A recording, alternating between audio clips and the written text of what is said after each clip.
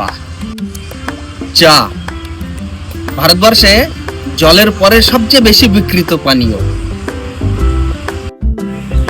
ভারতবর্ষে চা খাওয়ার অভ্যাসটা তৈরি করেছিল ইংরেজরা, কিন্তু আজ সেই চাই আমাদের সবার জীবনে ওতপ্রোতভাবে জড়িয়ে।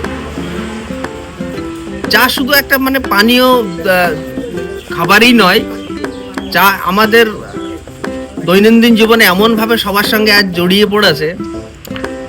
এই ধরুন আমি কোনো টেনশনে আছি, চা খেতে হবে। কোনো খুশির একটা খবর এলো, সেখানে সবাই চা বল।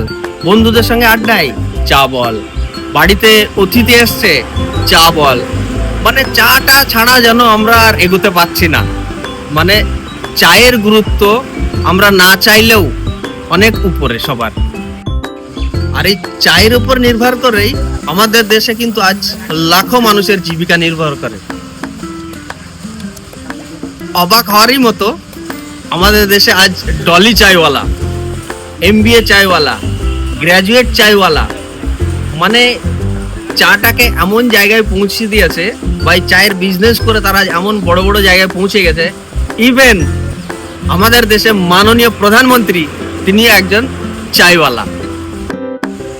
আমাদেরই রাজ্যে দার্জিলিং, আমাদের পার্শ্ববর্তী রাজ্য আসাম, এই চা কিন্তু আজ পৃথিবী বিখ্যাত। তাছাড়া এই পৃথিবী বিখ্যাত চাগুলোই পান করছে ওয়ার্ল্ড ফেমাস বড় বড় খেলোয়াড়, যেমন রোনাল্ডো, মেসি, আরো অনেকে। চা খেতে চাই দার্জিলিং, দার্জিলিং যেতে হবে, চা খেতে। Good idea.